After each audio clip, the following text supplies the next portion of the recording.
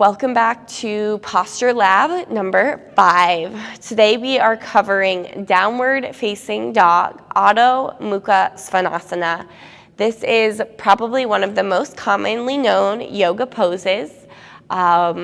Depending on what sort of class you're doing, you're probably doing at least one downward facing dog.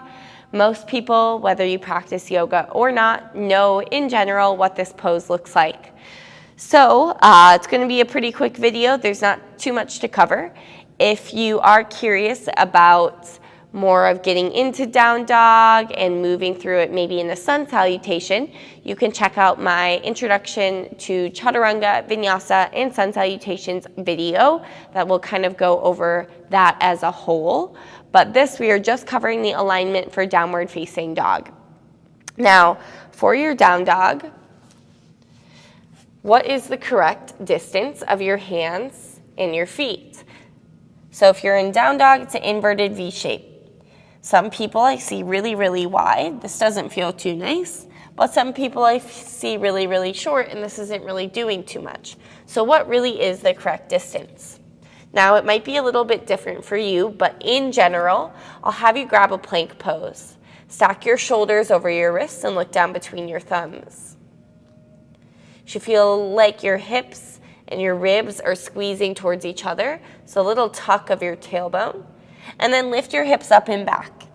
Now for me, this feels a little bit too long for my down dog, so personally, I like to step my feet up a few inches, a few centimeters.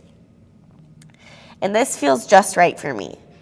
However, it is more of a feeling practice. So if your feet back a few inches is what feels best for you, then go there. I'll give you a few tips and tricks if you're like, I don't know what feels best. Now, I want you to think about getting your tailbone and your hips up as high as you can. You're thinking about creating a V shape, but I focus more on your arms being straight. The legs being straight, maybe it'll come with time and maybe not. It's not too important. I want you to feel a stretch through your lower back, some length through the back of the body, and whether your knees are bent or straight, you're still going to feel a stretch in the back of your legs. So focus less on legs straight, heels down. That stuff might come, and like I said, if it doesn't, it's not a big deal. So if you feel, how I feel when I go from plank to down dog is that I can't get my hips up to their highest potential. I want to walk my feet a little bit further forward. This feels more right. Like my hips can get up nice and high. I can lengthen my arms. Now, what's the correct width? I like feet about the width of your hips. If you don't know how to check that, you can take your hands, it's about 2 fists, and put them in between your feet. That's going to be about hips width. Now, once you're in your down dog, you almost want to think feet are hips width. You want to think heels out just a tad, like you're trying to hide your heels behind your ankles. So you don't want to see your heels. You don't want your toes pointing out. You almost want to hide your heels. And you want to drive your heels towards the mat, but it's okay if they don't touch. So you're driving them in the direction of the mat, just like you're driving in the direction of downtown, but it's okay if you don't get there if you go somewhere else before. They're going in that direction, but it doesn't need to get there. So you're thinking that's the action, less focus on the result. Now, same thing with the knees straight. The knees straight is great, ideally, quote unquote, perfect pose, but if that's going to compromise you rounding your spine or bending your elbows, then bend your knees. I want your hips up nice and high. So for people who have really tight hamstrings, what I often see is they really want their legs straight. So then they're rounding, dropping their head, and it's a really uncomfortable pose. How you can change that is simply by lifting the heels a little bit and bending the knees. Now you're getting the hips up nice and high. I guarantee you're still getting a stretch through the hamstrings and the calves, but you're also getting a nice length through your lower back. Spread your fingers out nice and wide and press your inner palms down. So the focus on the hands, I want your hands a little bit wider than shoulder width. If you like shoulder width, go for it. I think a little bit wider than is helpful for the shoulders, especially if you have muscular shoulders, it'll feel a little bit better. I want your pointer fingers to point forward. So the other 3 fingers might splay a little bit out to the sides.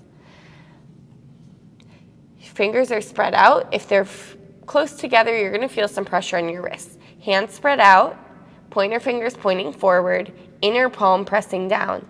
Think like a suction cup with your palms. Your hips are up nice and high. Lengthen through your arms. Imagine hollowing out your armpits so you're externally rotating that upper arm bone. Feel a little lift behind your heart space. So instead of dumping your heart towards your feet, feel a little lift of your heart. Tailbone flips up. Squeeze your thigh muscles onto your thigh bones so your legs are active. Feel your kneecaps lift up. Draw your belly button up towards your spine, and your gaze can be back towards your feet or up towards your belly button, wherever you feel less tension on your neck. What I don't want is you looking forward, crunching into your cervical spine the entire time, not getting the nice stretch through the shoulders. When you're in down dog, you almost want to feel the action of splitting your mat in half. Your hands are actively pressing forward, and your legs are actively driving back. Maybe without the heels on the mat, and that's okay. Most of your body is going to be active in downward facing dog. What's relaxed is the back of your neck, the muscles in your face, and your breathing is even. So I want you to feel like it's not. Some teachers might say down dog is a resting pose. I say it's definitely not. You can find relaxation in any pose. You can find relaxation in down dog. You can find relaxation in warrior 2 if you try, but most of your body, a lot of your muscle groups are working a lot in downward facing dog. I hope this helps and gives you some tips and tricks to perfect your practice and make it suit you a little bit better. If you have any questions about downward facing dog, please feel free to put them in the comments below. Thanks for watching.